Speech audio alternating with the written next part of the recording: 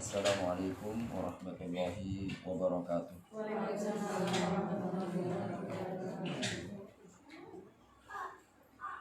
Innal hamdalillah nahmaduhu wa nasta'inuhu wa nastaghfiruh wa na'udzu billahi min shururi anfusina wa min sayyiati a'malina.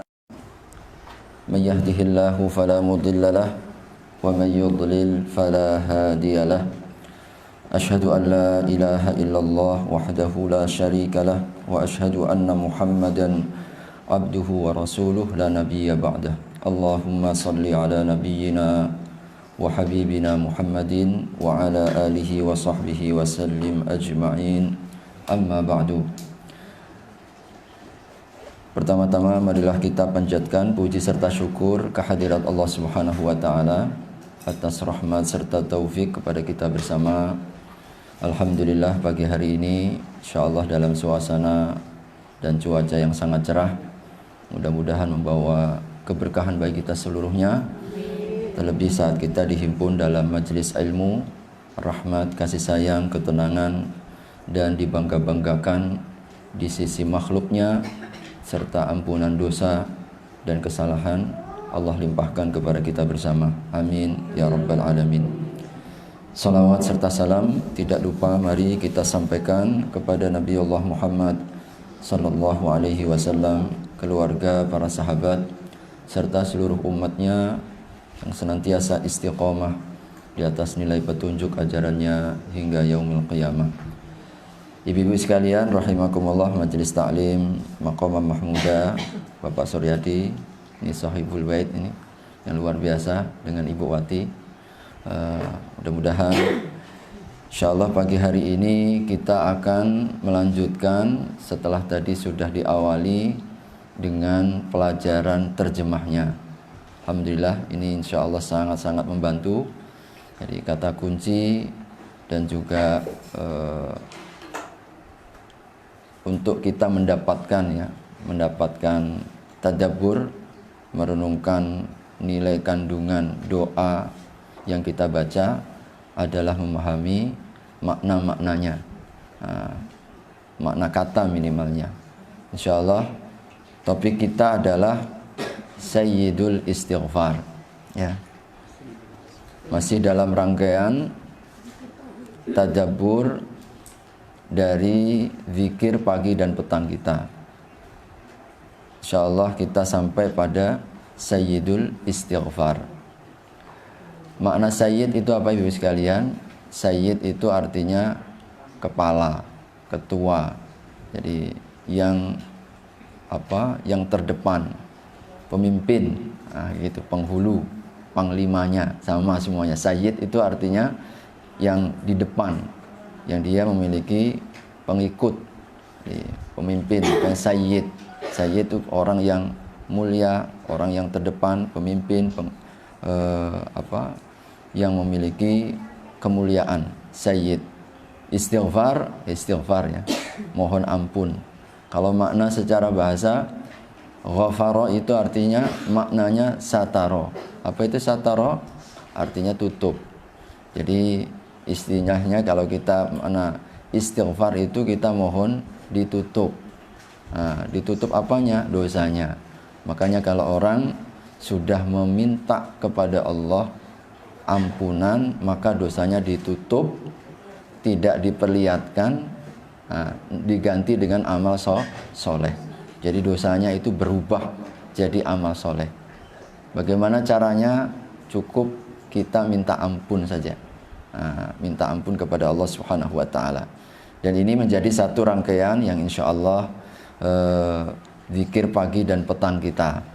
Ya, setiap pagi dan petang alhamdulillah kita diajarkan oleh Nabi sallallahu alaihi wasallam Sayyidul Istighfar, yaitu penghulunya, pemimpinnya dari istighfar.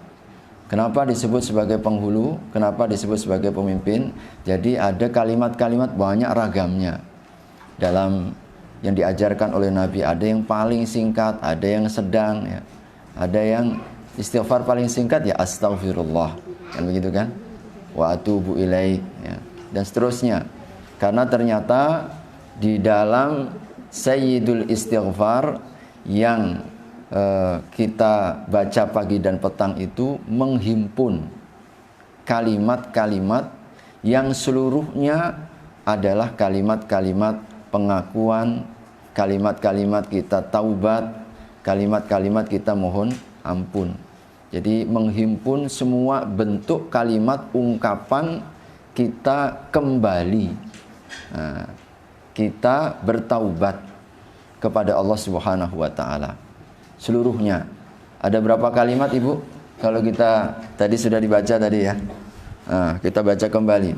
Kalimat yang pertama, Allahumma anta rabbi la ilaha illa anta. Nih, anta rabbi la ilaha illa anta, satu kalimat. Khalaqtani wa ana abduka. Kalimat kedua. Wa ana ala ahdika wa wa'dika mastata'tu. Kalimat ketiga. Kemudian a'udzubika min syarri ma sana'tu. 4. Abu'u laka bi ni'matika alayya wa abu'u bi dzambi. Ini kalimat ke-5. Dan kalimat yang terakhir, faghfirli fa innahu la yaghfiru dzunuba illa anta. Insyaallah. Allahumma anta rabbi la ilaha illa anta khalaqtani wa ana abduka wa ana ala ahdika wa wa'dika mastata'tu a'udzu bika min syarri ma sana'tu abu'u laka bi ni'matika alayya wa abu'u bi dzambi faghfirli fa innahu la yaghfiru dzunuba illa anta. Ini kalimat-kalimatnya yang insyaallah akan coba kita tadabburi, kita resapi dan kita maknai. Ibu sekalian, istighfar ini sesuatu yang amat sangat dicintai oleh Allah Subhanahu wa taala. Allah itu mencintai kalau kita ini meminta ampun. Innallaha yuhibbut tawwabina wa yuhibbul mutatahhirin. Ya. Jadi ini ayat di surat Al-Baqarah, tapi juga sering kita baca kalau habis melaksanakan ibadah wudu, ya kan? Innallaha yuhibbut tawwabin. Allah itu mencintai siapa ya Allah? At-tawwabin. Orang-orang yang bertaubat, meminta ampun dosa yang berkaitan dengan hati, ya, taib. Tapi juga mutatahhir, orang yang suka suci secara zahir. Jadi kita ini ada dosa yang sifatnya, bukan ada najis, kotoran yang sifatnya zahir. Nah ini kita cuci melalui apa? Melalui namanya toharoh, ya kan? Toharoh dengan air, dengan istinja, dengan istijmar. Nah itu namanya kotoran-kotoran lahir. Tapi kita ini juga ada dosa yang sifatnya batin, kotoran-kotoran yang sifatnya batin. Nah ini kita mensucikannya dengan apa? Dengan taubat dan istighfar kita kepada Allah. Dan Allah itu mencintai hamba-hambanya yang senantiasa bertaubat. Karenanya ibu-ibu sekalian, hampir semua para nabi, jadi ungkapan-ungkapannya, lalu kemudian juga kalimat-kalimat yang sering diulangi dan abadi di dalam Al-Quran, ini banyak kalimat-kalimat istighfar. Ya, banyak kalimat istighfar. Yang sangat terkenal misalkan doanya siapa? Nabi Yunus. Ini kan istighfar, ya kan? La ilaha illa anta subhanaka inna kuntu minadh dhalimin. Nabi Nuh, wa anistaghfiru rabbakum innahu kana ghaffara yursilis samaa alaikum midrara, terus wa yumdidukum. Itu Nabi Nuh dalam surat Nuh, ya. Ada lagi doanya Nabi siapa? Nabi Musa. Ya, Nabi Musa juga sama. Beliau juga mohon ampun kepada Allah Subhanahu wa taala. Di dalam surat Al-Maidah itu juga disebutkan, ya. Ketika beliau memohon ampun kepada Allah Subhanahu wa taala saat meminta sesuatu yang tidak boleh sesungguhnya, minta diperlihatkan kepada Allah Subhanahu wa taala. Maka kemudian beliau, inni a'udzubika min an as'alaka ma laisa li bihi ilm. Ya Allah, aku minta ampun atas permintaanku sesuatu yang sesungguhnya itu tidak boleh, tidak layak untuk aku minta. Tapi beliau itu ingin buat ketenangan, hampir rata-rata. Dan Allah Subhanahu wa taala secara singkat ya, hampir seluruh nabi itu ungkapannya kalau dilihat di juz yang keempat surat Ali Imran ya. Ali Imran ini adalah ungkapan para anbiya. Jadi secara singkat ada rincian-rinciannya, tetapi di sini secara global Allah Subhanahu wa taala mengisyaratkan tentang para anbiya yang dicintai oleh Allah Subhanahu wa taala dari ayat 146 sampai 147. Nah, jadi para anbiya ini wa ka'ayyim min nabiyyin qatala ma'ahu ribbiyun. Nah, betapa banyak nabi, artinya nabi-nabi yang pernah diutus oleh Allah Subhanahu wa taala. 146 147. Artinya setiap nabi Allah puji para anbiya dan para utusan itu karena apa? Qatala ma'ahu ribbiyuna katsir, berjuang. Dan berjuangnya bersama siapa? Golongan yang banyak. Mereka ketika berjuang menegakkan agama itu berjamaah.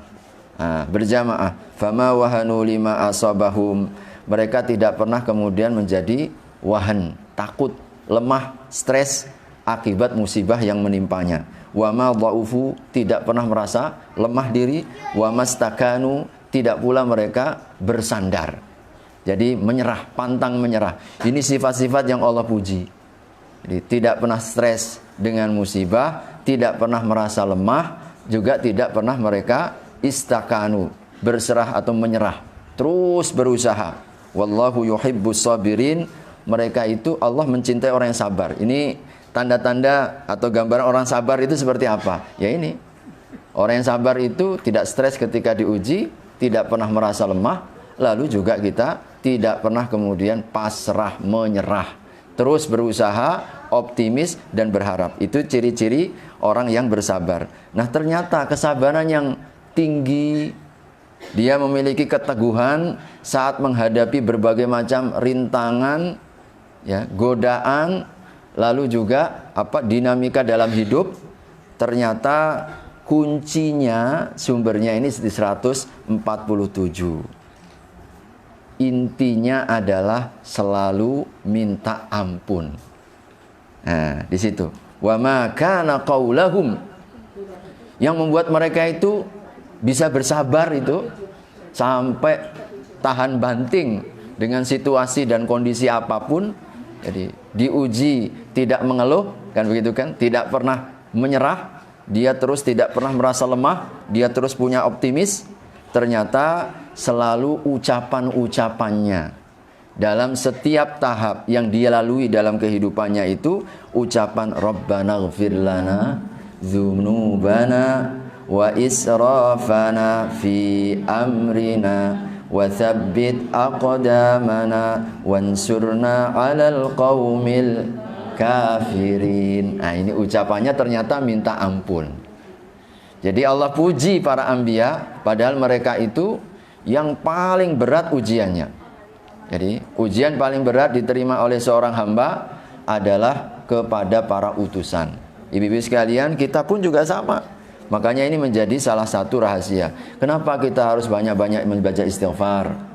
Karena kita ini banyak diuji. Kita hidup ini menjalani ujian. Nah, jatuh bangun, naik turun, goncangan-goncangan dalam hidup ini memang menjadi apa? Menjadi irama hidup kita. Laqad khalaqnal insana fi kabad. Gitu ya, di surat Al-Balad. Kita diciptakan oleh Allah dalam kesulitan.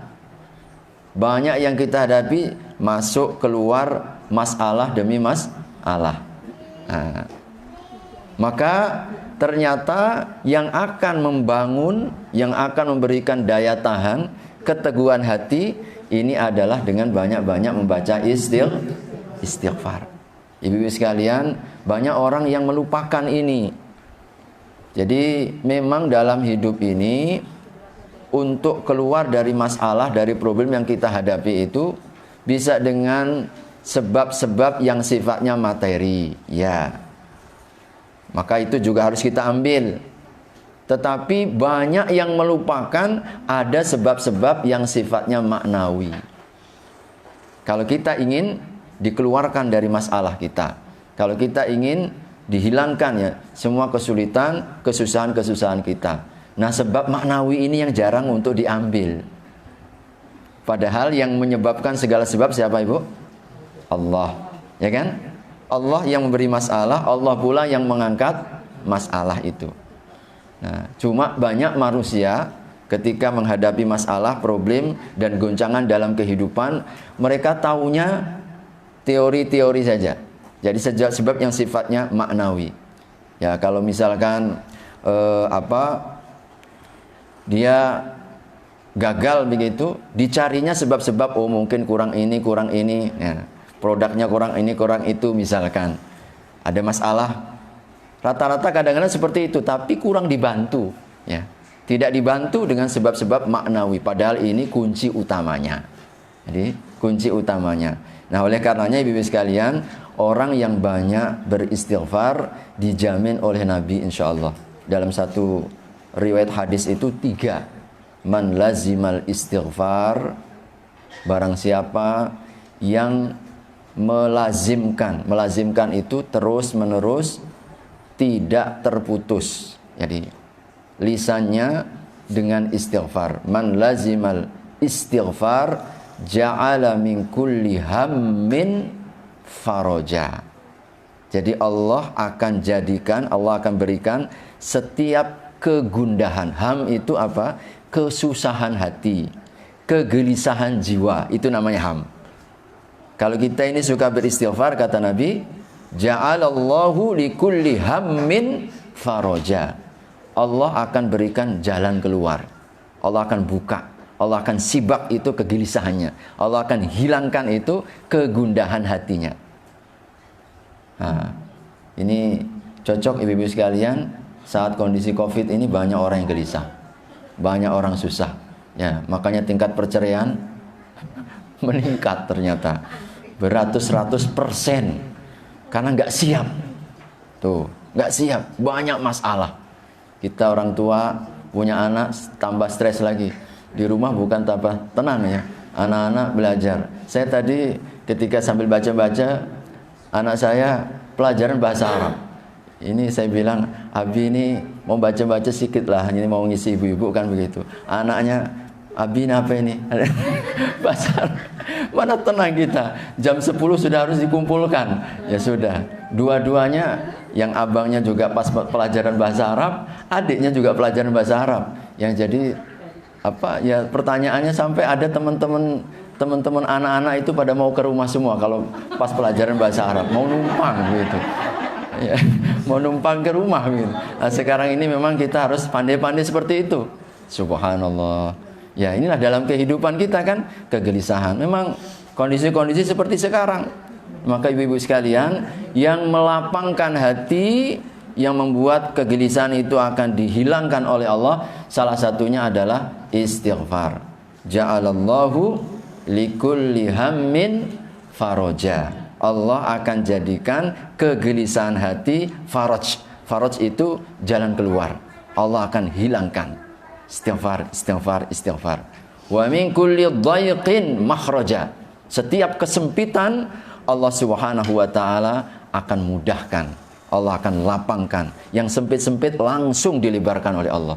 Dibukakan pintu-pintunya.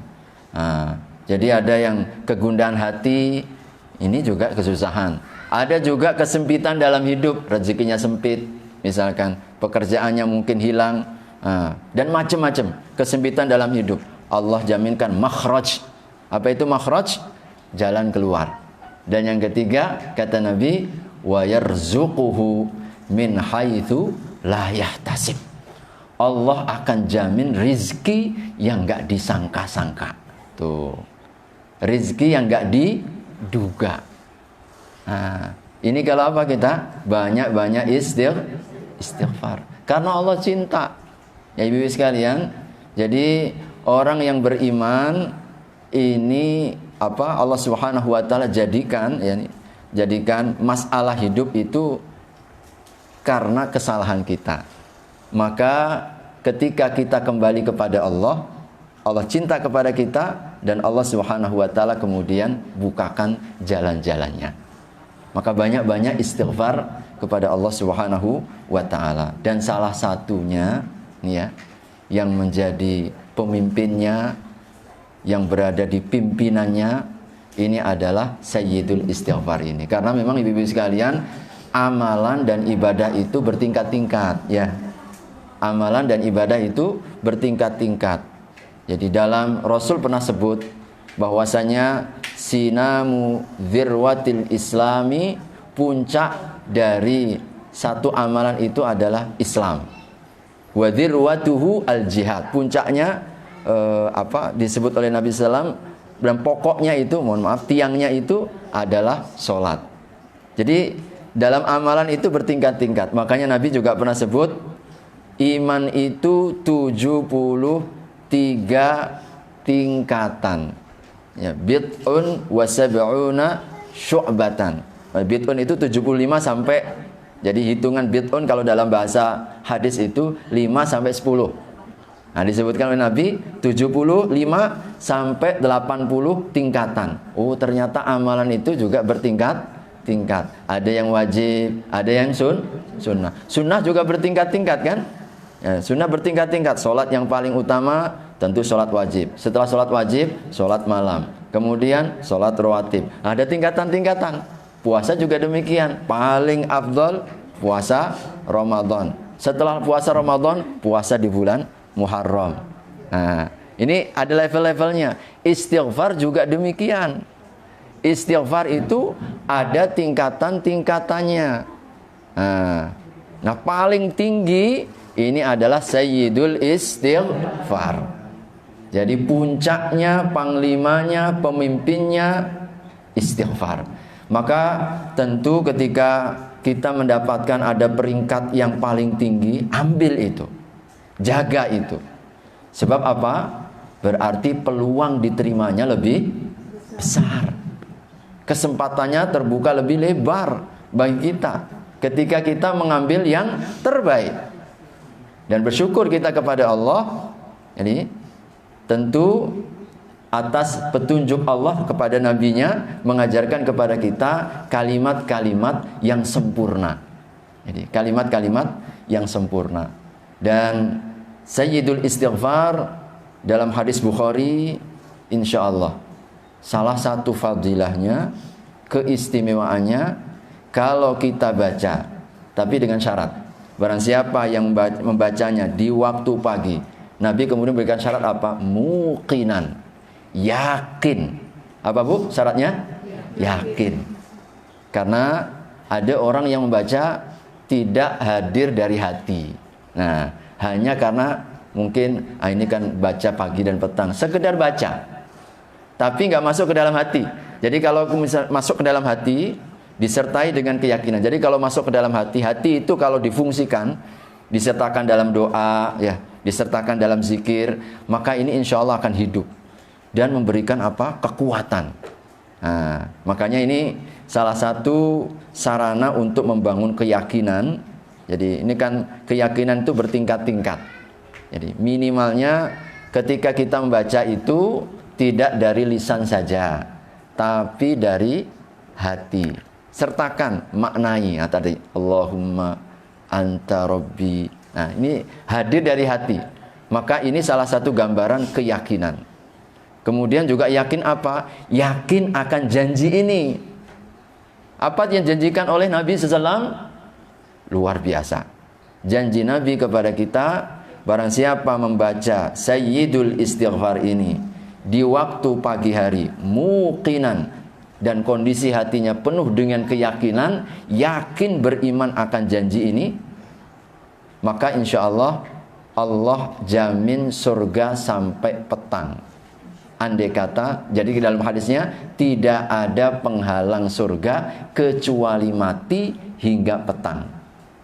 Jadi kalau tadi pagi habis subuh kita baca Allahumma anta rabbi. Berapa kali kita baca Ibu? Satu kali.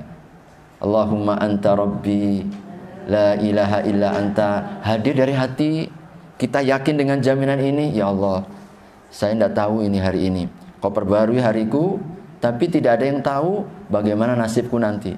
Boleh jadi nanti zuhur, siang, sebelum sore kita menemui ajal kita.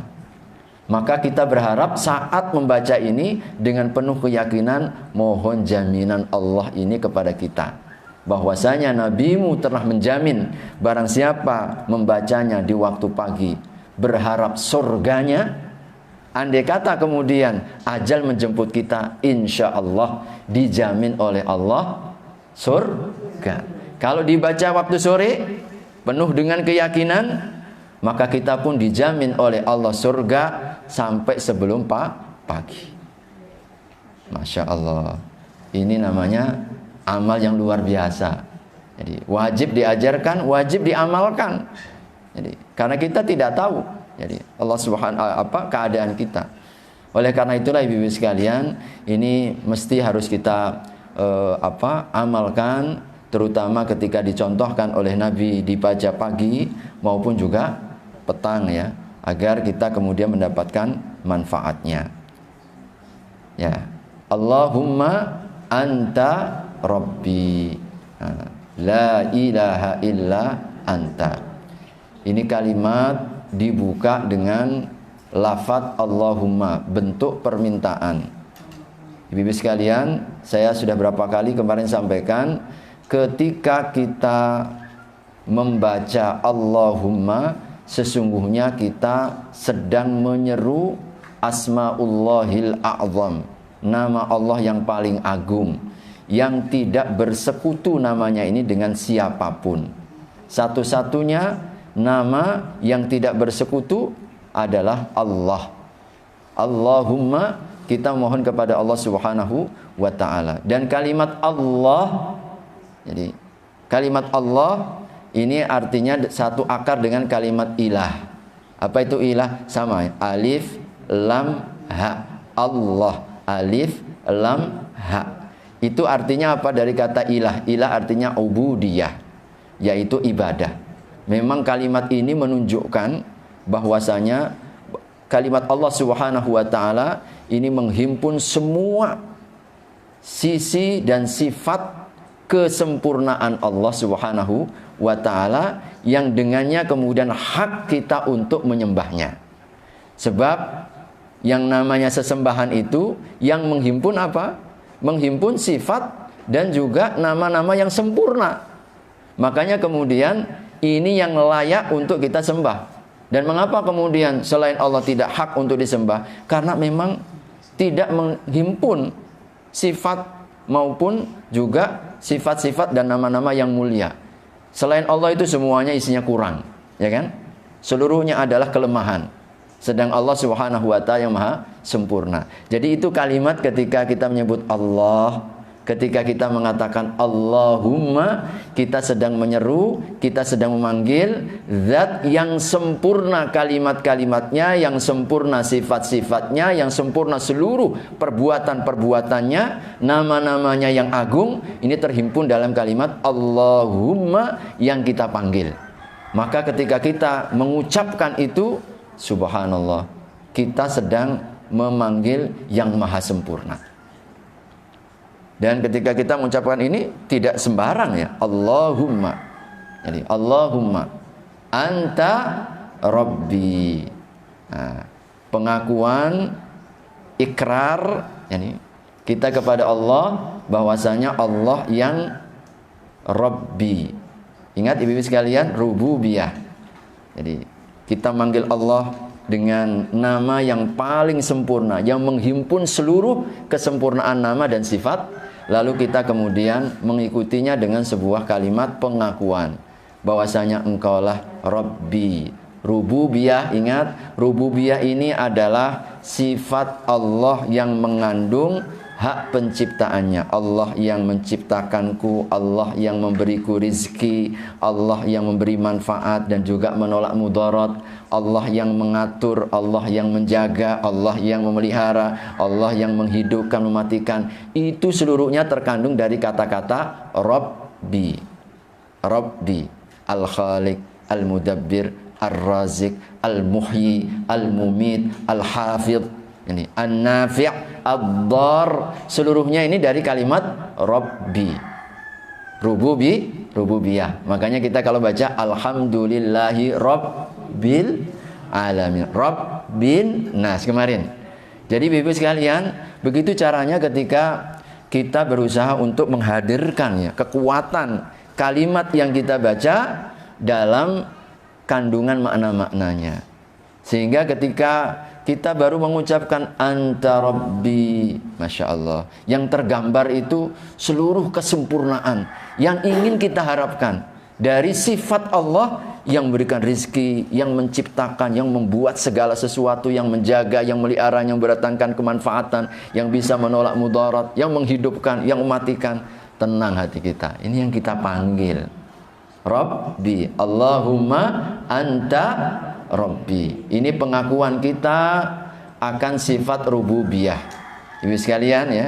Jadi dalam kalimat ini langsung kita memuji Allah dan kita mengakui bahwasanya Allah lah yang Rabbi, yang menciptakanku. Maknanya apa Ibu sekalian?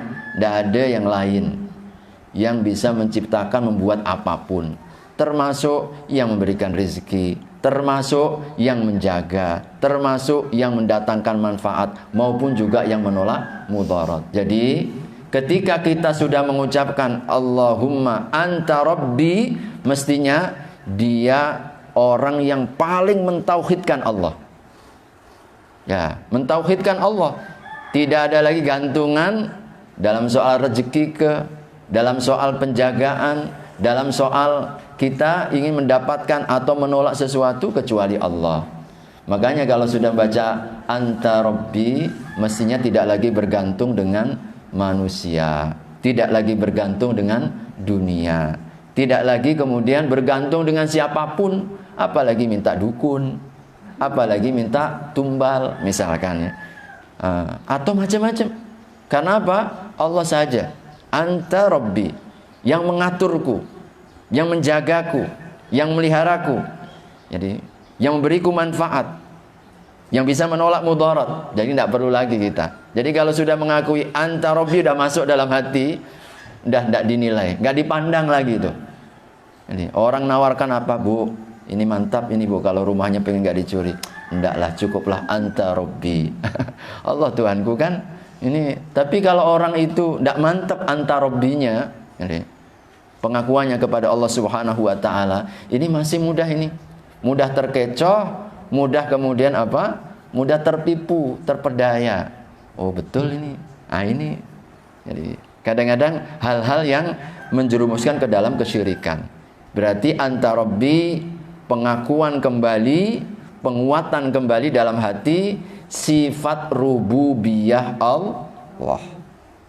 Nah, kita mengakui Anta Rabbi, Engkau yang menjagaku, Engkau yang meliharaku, Engkau yang memberikan manfaat, Engkau yang memberikan menolak mudarat, Engkau yang memberikan rizki, Engkau yang menghidupkan, Engkau yang mematikan. Jadi kalau ada orang yang apapun diperbuat oleh Allah kepada makhluknya adalah perbuatan Allah, dan perbuatan Allah selalu baik. Nah, tidak ada yang buruk. Mau dikasih kita ini sukses juga baik, dikasih kita gagal juga baik juga. Kita diberi kelapangan baik, dikasih kesempitan juga baik. Seluruhnya adalah kebaikan. Nah, tinggal kita atur aja lah. Kalau memang lapang syukur, kalau memang sempit sabar. Ujungnya baik dua-duanya, kan begitu. Anta Rabbi. Jadi Ibu sekalian, ketika kita mengucapkan Anta Rabbi ini siap untuk diatur lah dalam hidup ini. Ya, Anta Rabbi, Engkau Tuhanku. Dah ini pengakuan kan dari Allah, Engkau lah yang mengatur, Engkau yang berkuasa, Engkau yang kemudian punya hak untuk melakukan apa saja. Anta Rabbi. Nah, Kemudian kita lanjutkan apa Ibu sekalian? La ilaha illa anta. Pengakuan kembali ikrar kita yang kita ucapkan dan kita hunjamkan dalam hati akan sifat uluhiyahnya, yaitu Allah yang hak untuk disembah. Jadi Allah yang hak untuk diabdi. Ingat Ibu sekalian, la ilaha illa anta, la ma'buda bihaqqin illallah. Tidak ada yang hak untuk disembah. Itu maknanya. Makna la ilaha illallah itu. Tidak hanya sekedar tiada Tuhan selain Allah. Tidak. Tetapi makna yang sesungguhnya yang terkandung dalam kalimat la ilaha illa anta artinya la ma'buda bihaqqin. Tidak ada yang hak untuk diibadahi kecuali Engkau ya Allah. Ini penguatan kembali. Ibu sekalian, adalah penajaman hati. Bagaimana kita ditanamkan lagi agar apa? Tauhid kita itu mantap. Makanya sampai Nabi ketika beliau mengatakan, kenapa Nabi berapa Bu seharinya dalam beberapa riwayat yang sering kita dengar baca istighfarnya? 70 sampai 100. Bahkan Ibnu Umar beliau mendapati, aku mendengar Nabi, ini salah satu cerita Nabi ya, cerita Abdullah bin Umar yang meriwayatkan, mendapati Nabi dalam satu kali duduk membaca astaghfirullah wa atubu ilaik 100 kali. Dihitung oleh Abdullah bin Umar. Nabi duduk, dalam satu kali duduk beliau itu membaca sampai 100 kali. Dihitung berapa banyak ini Nabi. Astagfirullah. Dihitung oleh Abdullah. Jadi diam-diam Abdullah bin Umar ini apa? Ngikuti. Subhanallah, Nabi SAW. Dan ternyata Nabi SAW dalam beberapa riwayat ketika kenapa kok sampai segitu banyaknya, Nabi kemudian mengatakan hati itu sering mengalami apa? Kelupaan. Lupa.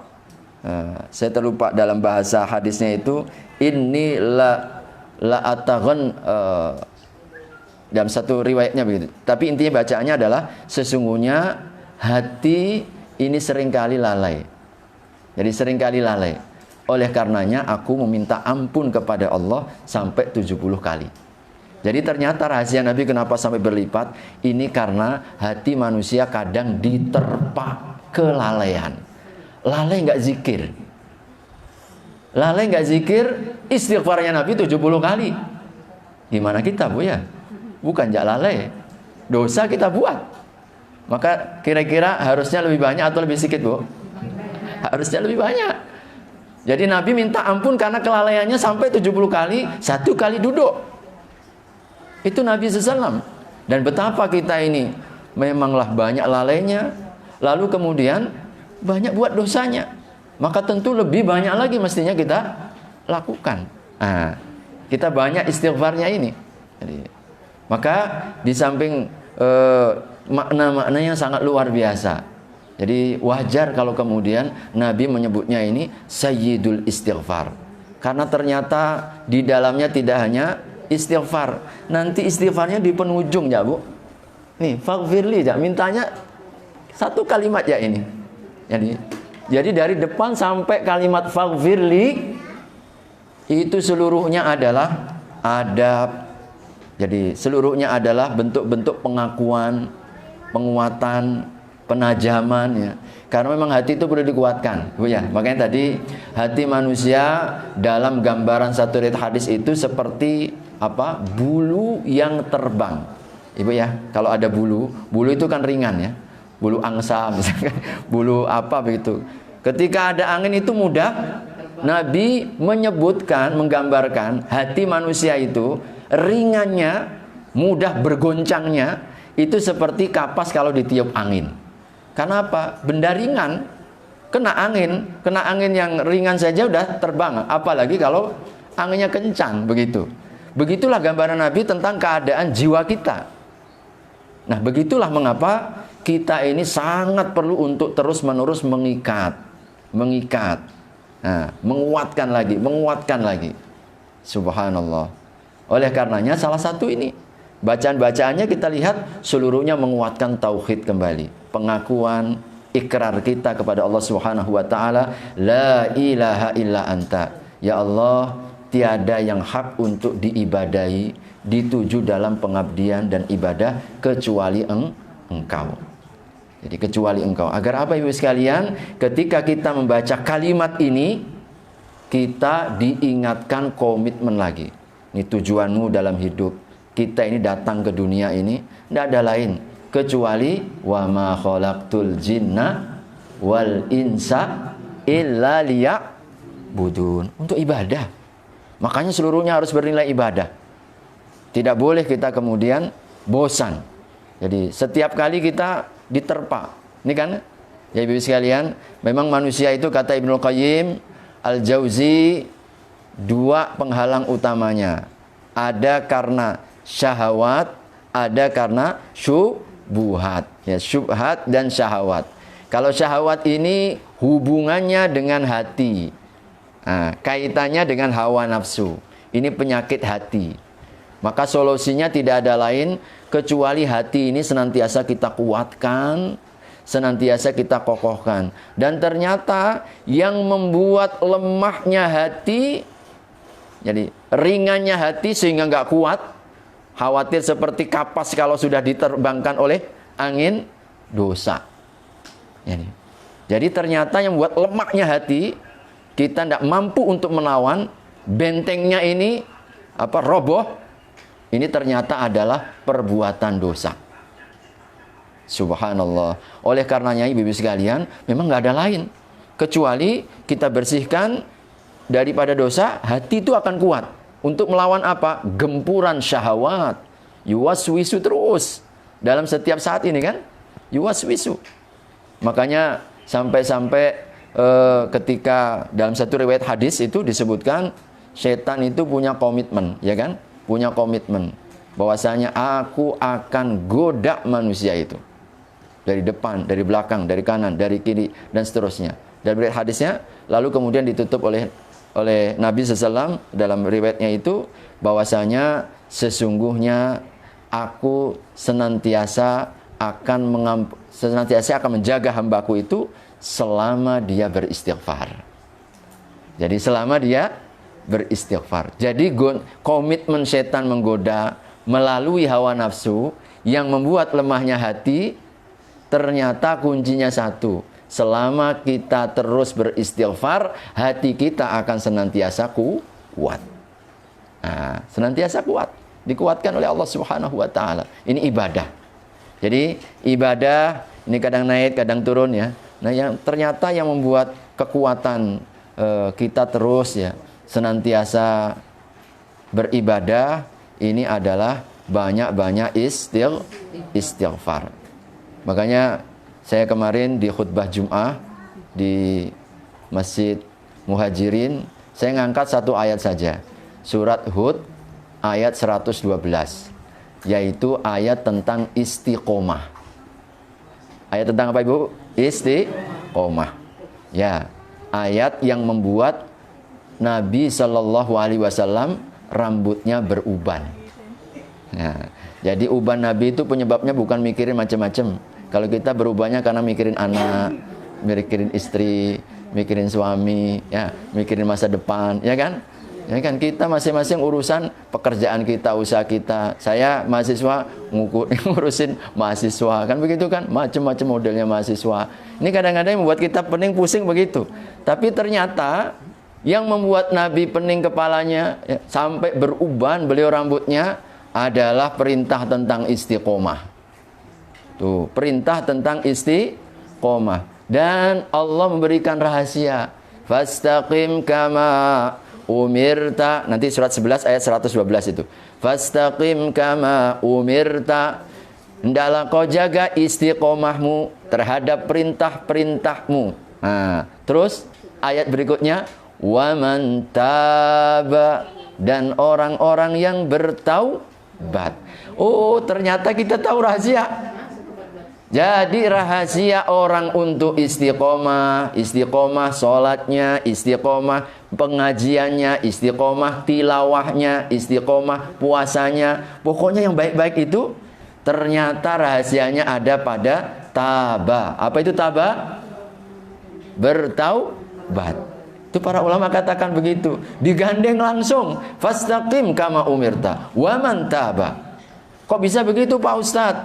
Memang ternyata rahasianya karena amalan itu kuncinya di kekuatan hati. Ingat Nabi pernah menyampaikan, hati baik maka lahir baik.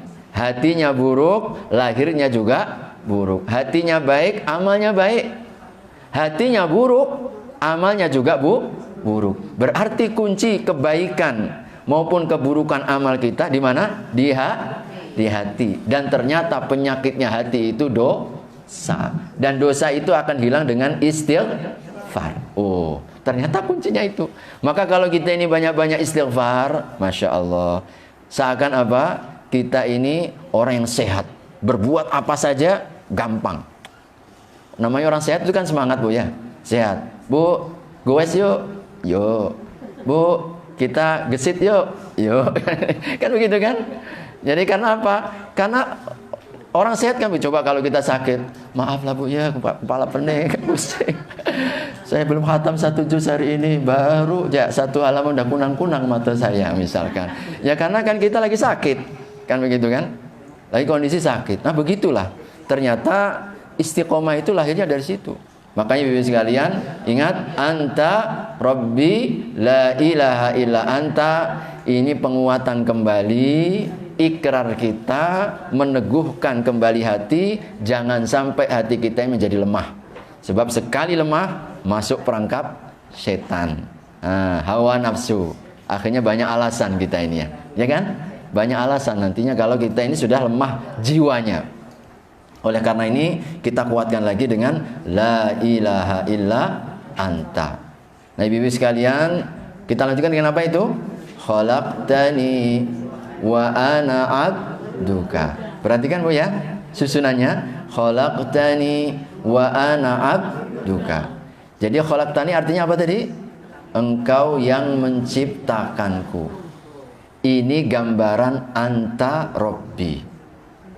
Ya, gambaran apa? Anta Rabbi. Buktinya anta Rabbi itu apa? Khalaqtani ya Allah. Kau yang ciptakan aku. Jadi bukti rububiyahnya Allah dalam diri kita ini adalah penciptaannya. Tengok ini penciptaannya. Kemarin saya share, saya pun juga dapat itu ya. Saya ketika dapat, subhanallah. Yang saya share video itu seorang dokter spesialis paru. Baru aja kita tafakur paru. Ya kan? Paru-paru yang luar biasa ternyata yang selama ini. Pesan utama Allah melalui COVID-19 ini, kita diingatkan dengan nikmat paru-paru. Yang kalau diurai paru-paru itu ternyata namanya saraf-sarafnya itu dari Aceh sampai Lampung. Itu gimana itu ya? Yang kecil itu. Masya Allah. Belum lagi ternyata setiap harinya berapa galon kita kemarin tuh? Ya, kata dokter 100 berapa galon begitu. Setiap harinya kita hirup. Itu baru paru-paru. Itu ciptaan Allah Subhanahu wa taala. Makanya di dalam bacaan ini, Ibu sekalian, jadi kata-kata khalaqtani ini menggambarkan ucapan kita anta Rabbi, rububiyahnya. Ya Allah, khalaqtani, Engkau yang menciptakanku. Jadi Ibu sekalian, ini perlu kita ungkapkan. Jadi kita sampaikan ya. Kita nyatakan, anta Rabbi itu buktinya apa? Khalaqtani, benar ya Allah, Engkau yang menciptakanku. Karena sifat makhluk itu apa Ibu sekalian? Sifat seluruh makhluk itu pernah mengalami ketiadaan. Ya, makanya Allah bertanya di awal surat Al-Insan, hal ata alal insani hinum minad dahri lam yakun syai'an madhkura. Pernahkah tiba, pernahkah datang pada dalam kehidupan kita satu masa di mana engkau tidak pernah disebut? Jawabannya apa? Allah bertanya kepada kita, hal ata alal insani hinum minad dahri lam yakun syai'an madhkura. Hai hambaku, hai manusia, pernahkah datang ke hadapanmu satu waktu di mana engkau nggak pernah disebut? Jawabannya apa Bu? Pernah nggak Bu? Pernah. Karena kita seluruhnya punya tanggal lahir. Ya, berarti sebelum tanggal lahir kita di mana? Kita belum diciptakan. Kita belum ada. Berarti memang kita ciptaan? Ya. Buktinya apa? Pernah mengalami awal. Makanya Allah lam yalid walam, karena tidak ada awal. Huwal awwalu wal akhir. Allah yang awal, Allah yang akhir. Tidak ada yang mengawali. Tapi kalau manusia itu punya awal dan punya akhir. Itulah ciri makhluk.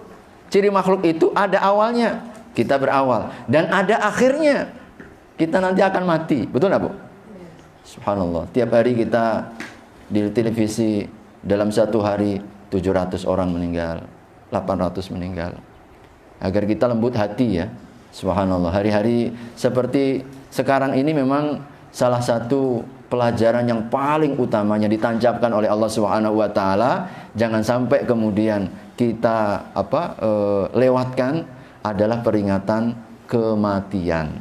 Tiap hari kita lihat orang mati, tiap hari kita melihat orang wafat karena ini karena itu. Subhanallah. Seluruhnya apa? Karena kematian. Dan kematian ketika menjemput ternyata tidak pandang bulu, ya kan? Sekarang ini banyak, saya berapa teman yang saya kenal ya di Jakarta.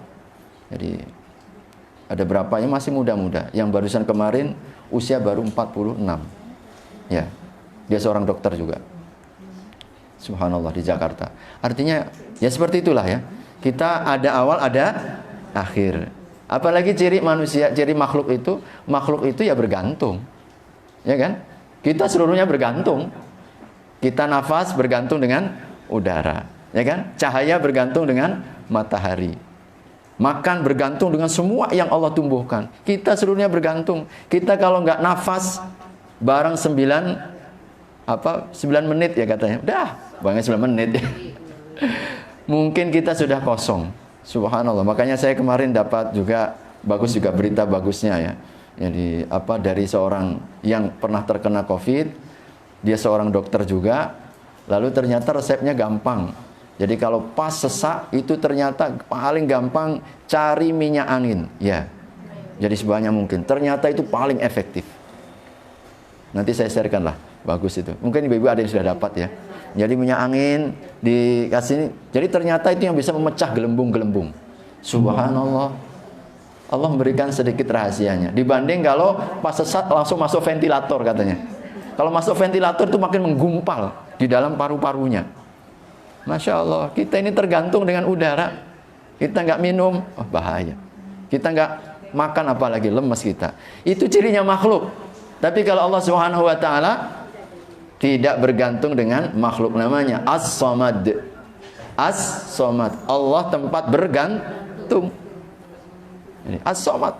Jadi kita bergantung. Sedang Allah nggak bergantung. Ini ciri makhluk. Makanya kita katakan khalaqtani. Ya Allah, aku ini engkau yang menciptakanku. Nah, kita akui kita ini makhluk. Jadi Bapak sekalian, ketika kita mengakui makhluk ini, kita sedang tadzallul, merendahkan diri. Ya. Merendahkan diri kepada Allah Subhanahu wa taala, sadar. Coba lihat posisinya, Bu ya. Posisinya engkau Rabbi, Tuhanku. Sedang di sini pengakuan kita khalaqtani, aku. Aku siapa? Makhluk. Ya. Di sini Tuhan yang punya kewenangan, yang memiliki kekuasaan. Sedang kita di sini yang diatur, yang memerlukan, yang berhajat, yang membutuhkan Allah Subhanahu wa taala. Makanya ungkapan ini Bapak sekalian, mari kita juga mengisyaratkan siap untuk diatur oleh Allah Subhanahu wa taala. Seluruhnya ciptaannya. Makanya ingat, Ibu ya, Rabbi ini di dalamnya juga kandungan, sesungguhnya kandungan Allah yang mengatur kehidupan ini dengan kasih sayangnya. Makanya kalau di surat Al-Fatihah lepas Rabbil Alamin terus Ar-Rahmanir, artinya apa Ibu sekalian? Kalau kita baca dalam tafsirnya, ingat Rabbil Alamin, Allah yang maha menciptakan, mengatur, menjaga, melihara, mendatangkan rezeki, menghidupkan, mematikan. Seluruhnya penjagaan Allah, penciptaan Allah, pemeliharaan Allah, pemberian rezeki Allah, ya. memberi manfaat atau menolak mudaratnya Allah Subhanahu wa taala tidak keluar dari sifat Ar-Rahman Ar-Rahim. Makanya senantiasa kita husnudzon. Itu intinya. Jadi di sini siap untuk diatur. Boleh dipaham Bu ya? Oh, saya nggak sampai segitu Pak Ustadz. Iya, saya pun awalnya nggak sampai segitu kalau saya nggak membaca juga. Jadi para ulama ketika mereka mensyarah, mereka menjelaskan, jadi tentang doa-doa itu Masya Allah, luar biasa. Selama ini kadang-kadang kita tidak terlintas dan jarang ketika kita membacanya cuma sekedar baca. Padahal di dalamnya ada apa? Ada pesan-pesan yang luar biasa. Bagaimana melalui kalimat-kalimat ini, jadi kita sedang menancapkan pondasi-pondasi utama, nilai-nilai keimanan kita. Kita sedang menyadarkan hati kita. Jadi tentang prinsip-prinsip keyakinan dan tauhid kita. Kemudian apa berikutnya? Wa ana abduka. Dan aku adalah abdi. Tadi apa abdi itu? Hamba. Jadi hamba, abd di situ sangat lekat kandungannya dengan ibadah. Makanya disebut dengan abdun ibadah. Satu akar kata. Ini untuk menjabarkan la ilaha illa anta. Khalaqtani menjabarkan anta rabbi. Buktinya apa? Khalaqtani. La ilaha illa anta, pernyataan kita. Apa komitmennya? Jadi ketika engkau menyatakan la ilaha illa anta, tiada Tuhan yang hak untuk diibadai kecuali engkau, kita nyatakan ana abduka, aku ini hambamu. Hambamu, ketika kita mengatakan hambamu, kandungannya adalah hamba yang terus dalam rangkaian ibadah. Ibadah. Ya Bu ya, ini wa ana abduka. Jadi ibu-ibu sekalian, para ulama mereka juga mengisyaratkan bahwa ketika ungkapan ini ya, ikrar ini, pengakuan ini, di dalamnya juga ada unsur kita sikap atau sifat merendahkan diri. Kita merendahkan diri kepada Allah Subhanahu wa taala. Jadi kita ini tidak menyombongkan diri kepada Allah, dan seluruhnya ini akan mengantarkan sebab-sebab dikabulkannya doa. Jadi doa itu harus dalam posisi tadarruan, ya kan? Kalau dalam satu ayat ud'u tadarruan qulidullah subhanahu tadarruan ya. Ada satu ungkapan ya, tadarru itu rendah diri ya. Makanya Ibu, para ulama mereka menyebutkan ibadah. Apa itu ibadah? Al-khudu'. Apa Bu? Al-khudu'. Jadi para ulama ketika mentafsirkan apa itu ibadah? Ibadah itu al-khudu', sikap merendahkan diri. Oh. Makanya ketika kita sholat itu tergambar sekali. Sikap merendahkan dirinya itu dalam bentuk apa? Ruku' sampai kita cium tanah yang kita injak. Adakah gambaran yang lebih daripada itu? Karena apa? Orang beribadah itu keadaannya adalah keadaan tadarru' atau khudu'. Makna ibadah itu kan bahasa Arab. Al-ibadatu al-khudu'. Definisi ibadah itu apa? Al-khudu', yaitu kerendahan diri. Maknanya ketika kita melaksanakan ibadah itu, suasana batin kita ini harus apa? Dalam kondisi merendah. Makanya kita dibantu saat kita takbir Allah, kayak macam orang minta maaf. Maaf ya Allah, banyak dosa. Nah, itu kan. Orang kalau minta maaf kan angkat tangan Bu ya. Maaf Pak, jangan ditangkap, saya nggak bersalah. Kan begitu ya. Jadi kita mohon ampun Allah, kita agungkan Allahu Akbar, kita ini mah kecil. Lalu kita ketika ruku makinlah tampak kita ini merendahkan dirinya. Apalagi saat kita sedang sujud, begitu tampak sekali pembuktian kita, yang dimana kepala kita ini kan simbol kewibawaan kita. Orang kalau megang-megang kepala kita, kau ini siapa ya? Ini kan bentuk kita merendahkan orang lain. Tapi itu kita rendahkan kepada Allah Subhanahu wa taala. Maka ibu ketika kita mengatakan wa ana abduka, ingat, dan aku adalah hambamu. Ingat ketika kita mengatakan hamba, artinya di dalamnya ada unsur ibadah yang terkandung nilai kerendahan. Aku ini hambamu yang rendah ya Allah, hambamu yang banyak dosa, hambamu yang penuh dengan kelemahan. Wa ana abduka, tidak lebih daripada itu. Ini seluruhnya menyiapkan batin-batin kita. Wa ana abduka khalaqtani wa ana abduka. Seterusnya apa ibu sekalian? Jadi ungkapan kita dan ucapan wa ana abduka ini kan pernyataan. Ya Allah, aku akan senantiasa dalam ibadah. Karena itu kita disebut sebagai abdi. Karena abdi itu orang yang terus-menerus beribadah kepada Allah. Maka kita susuli, ibu sekalian, kita susuli dengan apa? Wa ana ala ahdika. Ketika kita sudah menyatakan komitmen, ya Allah, aku ini hambamu yang beribadah menjadi tugasku. Hari-harian yang mestinya harus aku lakukan adalah terus menyempurnakan ibadahku kepadamu. Jadi ketika disebutkan dan kita mengakui ibadah ini kepada Allah, kita kembali menguatkan komitmennya. Wa ana ala ahdika, dan aku akan senantiasa berada dalam perjanjianmu. Ya. Apa perjanjian kita kepada Allah Subhanahu wa taala? Menjadi hamba. Betul ya? Kita semenjak di alam roh, ya. Suratnya surat 7 ayat 132 ya. Seluruhnya kita ditanya. Ditanya tentang apa? Alastu bi rabbikum? Bukankah aku ini Tuhanmu? Jawaban kita apa Ibu? Bala syahidna. Ya Allah, Engkau adalah Tuhanku. Jadi Ibu sekalian, ketika kita mengatakan wa ana abduka, dan aku adalah hambamu, di dalamnya ada komitmen kita untuk menjaga ibadah. Maka ini kita ungkapkan wa ana ala ahdika. Ya Allah, aku akan senantiasa berada dalam perjanjianku ini di hadapanmu, untuk terus beribadah, untuk menjaga istiqomah, untuk menjaga iman, menjaga amal soleh, menjaga kebaikan-kebaikan. Wa ana ala ahdika. Ini ya maknanya ya.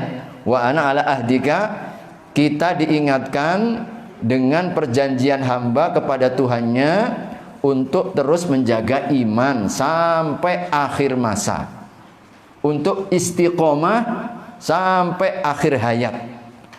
Ini perjanjian kita, menjaga iman ini, menjaga Islam ini, menjaga hidayah ini. Wa ana ala ahdika, aku tetap ya Allah dalam perjanjianku ini kepadamu. Janji untuk apa? Terus menjaga Islam. Wala tamutunna illa wa antum muslimun. Itu perjanjian kita Bu ya. Ya kan? Kalau ya.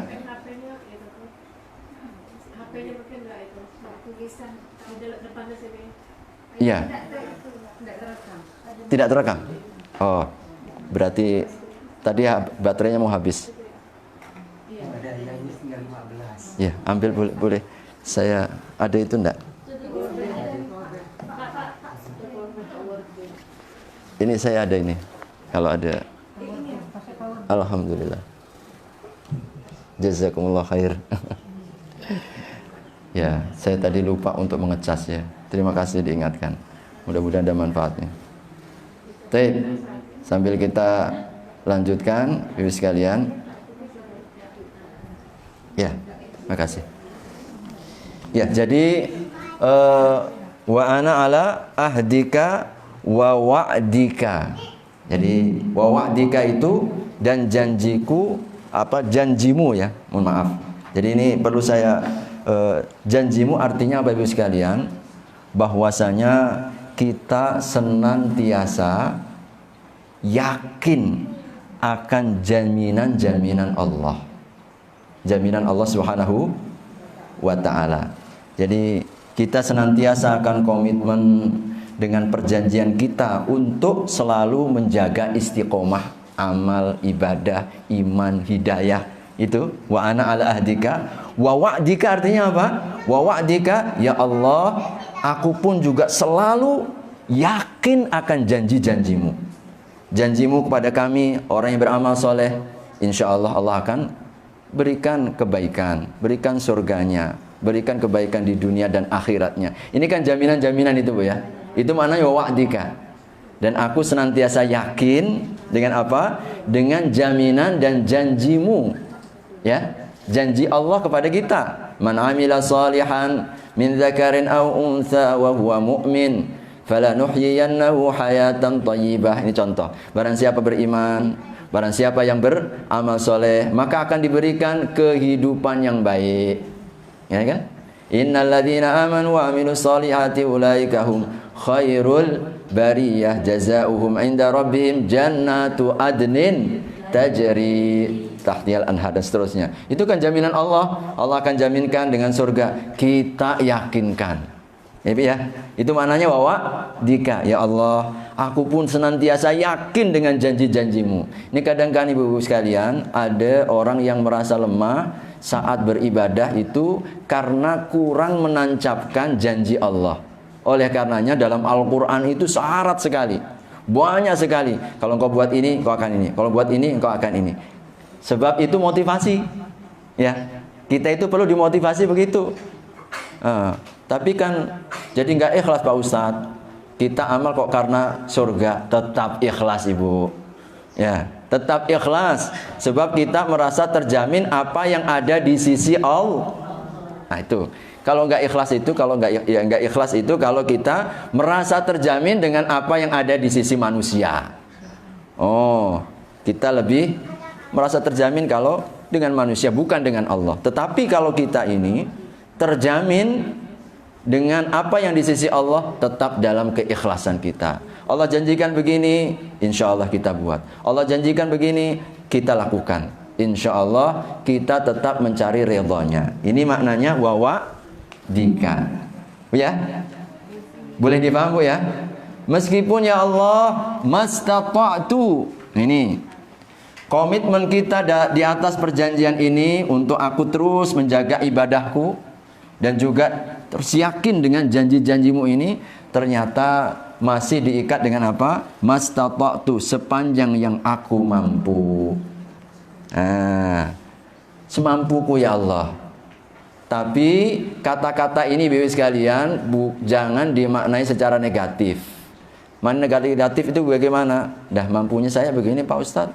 Udahlah cukuplah saya begini. Nah, bukan begitu. Makna mastata'tu itu artinya semampuku, kita berusaha untuk mencari, mengerahkan semampu yang kita miliki.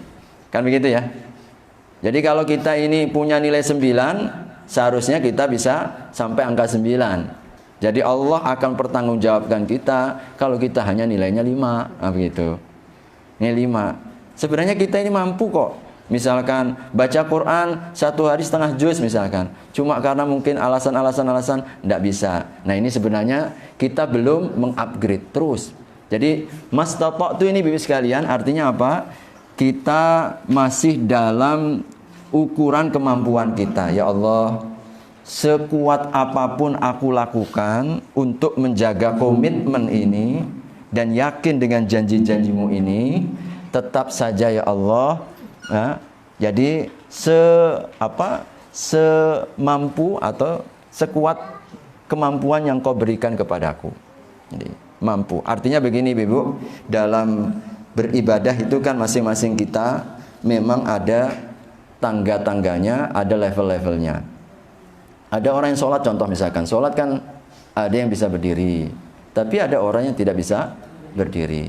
Nah ini contoh lain juga.